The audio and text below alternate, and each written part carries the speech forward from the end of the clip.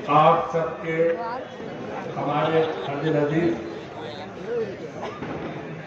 बुरहानपुर के कैंडिडेट नफीस मंशा साहब, मंच पे बहुत से काबिल लोग और पूरे महाराष्ट्र से, औरंगाबाद से भी हमारे बड़े अच्छे लोग आप लोगों के बीच में आए हैं और मजलिस की तरफ से आज पहली बार मैं भी आपके बीच में आया।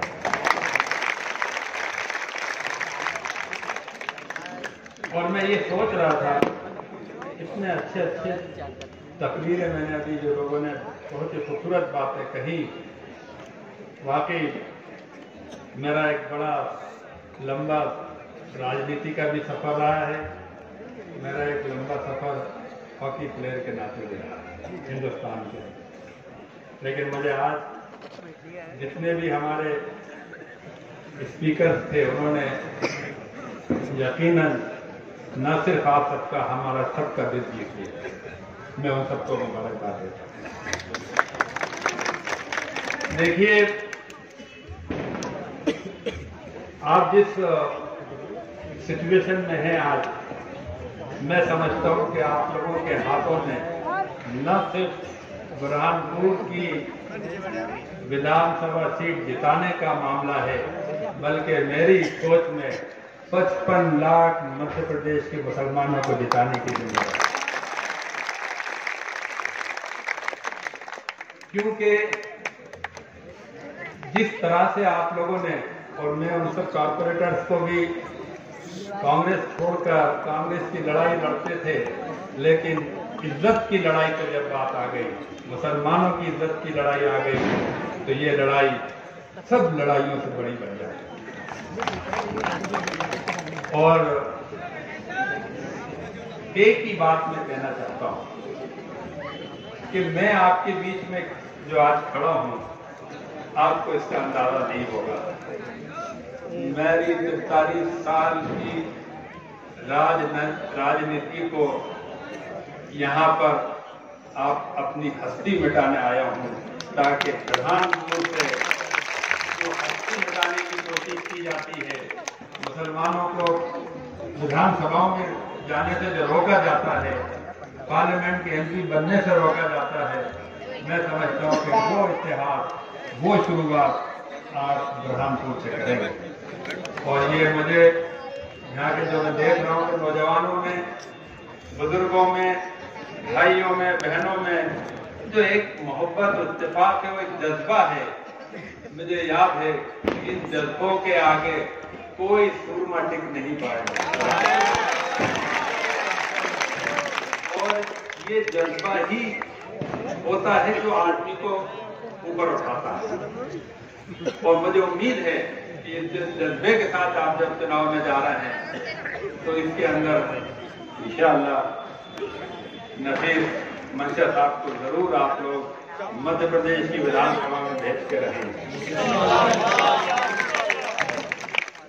शायद बहुत अच्छी शायरी कहते, मैं तो एक शायर का बहुत शायर है, वो है अल्लामा इकबाल। अल्लामा इकबाल की शायरी की जो देश है वो जगाने की है। तो उसी के एक लाइन की बात है कि मिटा दे अपनी हस्ती को अगर कुछ मर्तबा चाहे, कि दाना खाक में मिलकर गुले गुलजार। आज मैं मेरी हस्ती यहाँ मिटाने आया हूँ, और मैं सबसे ये उम्मीद करूंगा कि कोई झगड़ा नहीं होना चाहिए। बहुत कोशिश होगी आप लोगों को बांटने की, क्योंकि इनकी टोटल कामयाबी का राज जो है वो बांटने का, सिर्फ मुसलमानों से मुसलमानों को कटवाने का। मेरा 40 साल की राजनीति का मध्य प्रदेश का तजुर्बा है। कोई माई का लाल हिंदुस्तान में भी और मध्य प्रदेश में भी मुसलमानों को नहीं हरा सकता, अगर ये लोग साजिश ना करें कि किसी तरह से इनमें शर पैदा किया जाए, मुसलमानों को बांटा जाए। अगर आप बांटने से रुक गए, अगर आप बटने से रुक गए, आपने चंद रुपयों के लिए, चंद लालचों के लिए और चंद डर के लिए, हिंदुस्तान एक इतनी खूबसूरत जगह है कि आपको इसका अंदाजा नहीं। ये डर जो पैदा किया गया है, जो हालात पैदा किए गए हैं, वो सिर्फ मुसलमानों के अंदर कायद पैदा ना हो पाए, लीडर पैदा नहीं हो पाए, सिर्फ इसके लिए डर पैदा किया एक क्रॉस पार्टी। तो अगर हम लोग यूनाइट हो जाएंगे, मैं खिलाड़ी रहा हूं, मैंने बहुत मैच खेले, बड़ी बड़ी टीमों से भी मैच खेले, लेकिन कभी कभी बड़े बड़े नामों की टीम को भी, जैसे अभी आपने क्रिकेट में अफगानिस्तान को देखा, अफगानिस्तान के जवानों ने क्रिकेट में ऐसा कभी कभी खेला कि अच्छी अच्छी टीमें उनके सामने पानी भर गई। तो सवाल है जज्बा और एकता के साथ फाइट करने, और अगर आप एकता के साथ फाइट करेंगे तो मुझे कोई शक नहीं हो, जैसा अभी बताया 1,25,000 यहाँ पर आबादी, वोटर 1,30,000 की आबादी, और सवाल है कि यार यहाँ से कोई मुसलमान कैंडिडेट पार्टी नहीं दे सकती, हद हो गई। फिर कहां से देंगे, कहां से लाएंगे मुसलमानों को? इसका मतलब है कि एक बड़ी साजिश रहती है कि मुसलमानों को क़यादत नहीं देना, और उस क़यादत को नहीं देने का जो सबसे बड़ी, अगर किसी ने तालीम दी है मेरे अपने जीवन में मैंने देखा, तो वो असदुद्दीन ओवैसी ने इसको आदमी पैदा हुआ। आप यकीन मानिए, मैं असद ओवैसी साहब के जिगरे को दाद देता हूँ कि उन्होंने आज पॉलिटिकल पार्टियों से एक मुकाबला करते हुए मजलिस को पैदा कर दिया, जो आज ये अगर प्लेटफॉर्म नहीं होता तो क्या होता, बताइए कितने लड़ पाते हैं, कैसे कर पाते? जो मजलिस बनी उससे एक मुकाम मिला, एक प्लेटफॉर्म मिला, एक पार्टी मिली, एक सिंबल मिला। तो ये एक बहुत अच्छी शुरुआत है। और मध्य प्रदेश में अगर आपने एक यहाँ से हमारा मेंबर भेज दिया असेंबली में,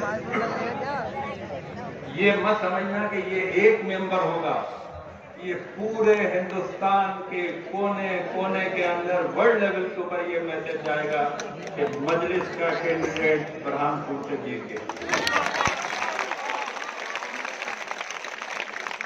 और इसका जो इफेक्ट होगा वो समूचे मध्य प्रदेश के अंदर कम से कम इतनी आबादी है, माना कि कम है और राज्यों से, लेकिन इतनी आबादी है कि हर बार मध्य प्रदेश से 10 विधानसभा मुसलमानों को एमएलए बन के जाना चाहिए। ये रास्ता आपको दिखाना, बाल आपके पास है, गोल मारना आपका काम है। मुझे याद आ गया गोल मारने की बात से कि जब मैं हॉकी खेलता था तो मैंने ये तय कर लिया भोपाल की गलियों और सड़कों से खेलते हुए कि मैं हिंदुस्तान की हॉकी टीम में, जैसे आजकल क्रिकेट का दौर है, आज से 40 साल 50 साल पहले हॉकी हुआ, इतनी पॉपुलर होती और वर्ल्ड नंबर की टीम होती। तो जब वर्ल्ड कप खेलने गए तो तीसरा वर्ल्ड कप था 1975 में मलेशिया के अंदर, और उस मलेशिया में मुझे फिर साइड लाइन पे बिठा दिया। मुझे जो 11 प्लेयर खेलते थे उसमें मुझे नहीं होता। मैं 15 दिन का वो टूर्नामेंट था, 13 दिन तक मैं हर रात में जब सोता था तो मेरे आंखों से आंसू निकले, और मैं ये सोच के रहता था, मेरी 18, 19, मतलब 20, 22 साल 23 साल की उम्र कर रहा है इन लड़कों की, कि मैं एक बार ये साबित करूंगा कि हिंदुस्तान के अंदर मुसलमान भी उससे फर्क नहीं कर सकता जितना कोई नहीं। ये चीज मुझे तय करनी, इसके लिए मैं पैदा हुआ। अल्लाह ने मुझे ये पैदा किया और कहा कि देखो बर्दाश्त करना, अल्लाह इम्तिहान लेता है, बर्दाश्त उसकी सबसे बड़ी ताकत। और मैं बैठ गया साइड लाइन पे, बर्दाश्त करता रहा, और फिर अल्लाह का हुक्म। सेमीफाइनल के अंदर भारत का मुकाबला मलेशिया से लोकल टीम से हो रहा था। जब मलेशिया में हो रहा था तो इसका मतलब था कि वहां 50,000 मलेशियन, पूरे प्राइम मिनिस्टर, पूरी गवर्नमेंट बैठ के वो मैच देख रही थी और उनके लिए भी पहली बात था कि मलेशिया फाइनल में जाए और भारत उस मैच में पिछड़ना शुरू हो गया। 2-1 से भारत पीछे चल रहा। खेल खत्म होने के अंदर कुल 7-8 मिनट बचे तो मैं बेंच पे बैठा हुआ था। मैनेजर और कोच के अंदर झगड़ा शुरू हुआ। मैनेजर एक बहुत सीनियर ओलंपिक चैंपियन थे, बलबीर सिंह। उनके दिल में अल्लाह ने, अब ये सब अल्लाह का करना होता है, जो मैं आज देख रहा हूँ ये अल्लाह का यहाँ नूर मुझे नजर आ रहा है। मैं देख रहा कि उनमें एक चीज अल्लाह ने डाली कि अब असलम ही बचा सकता है भारत। और जब कोच चाह रहा था कि अभी भी ना भेजे, एक मिनट गुजरता जा रहा और यहाँ पूरी उस वक्त 65 करोड़ की आबादी का भारत था 1975 के अंदर। रेडियो पे कमेंट्री चल रही, लोगों ने रेडियो बंद कर दिया कि अब भारत गई। पूरा हिंदुस्तान, स्कूल रुक गए, ट्रेनें रुक गई, बसें रुक गई, शहर रुक गए कि यार अब क्या होगा। फिर तीसरा वर्ल्ड कप के भी भारत हार जाएगा, सेमीफाइनल। तो मैनेजर ने जब उनके आंखों में आंसू आने लगे, फिर टीम हार गई। तो उन्होंने जब ये तय हो गया कि असलम शेर खान को भेजा जाए, तो मुझे वो समझ रहे थे कि मैं हो सकता है नाराज हो जाऊं, मैं हो सकता है कि मैं दिल में मेरी तकलीफ हो। जबकि मैंने बताया कि मैं बहुत तकलीफ में रहा उस टूर्नामेंट, लेकिन मैंने कहा कि नहीं, आज हिंदुस्तान में ये साबित करने का वक्त आ गया कि हिंदुस्तान का मुसलमान इतना ही ईमानदार और इतना ही मजबूत है जो भारत को जिता सकता है। कोई मराल नहीं हुआ। उन्होंने कहा असलम आप, और मेरे दोनों हाथ गले से लगाए उन्होंने, थोड़ा मुझे मेंटल प्रिपेयर करा उन्होंने। उनके बेटा अब तू ही जा, तेरा खुदा ही भारत को बचा सकता।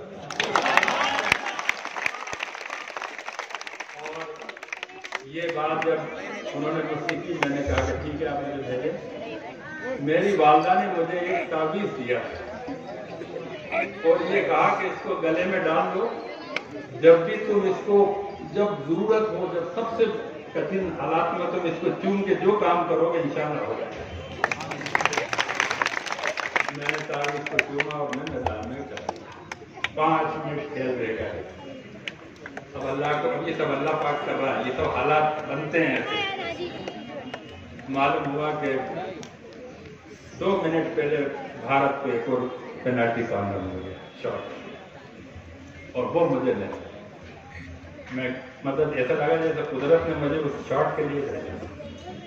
मैंने वालदा का दिया हुआ तावीज़ को चूमा और शॉट लगाया और भारत का गोल हो गया और भारत 2-2 की बराबरी के साथ। तो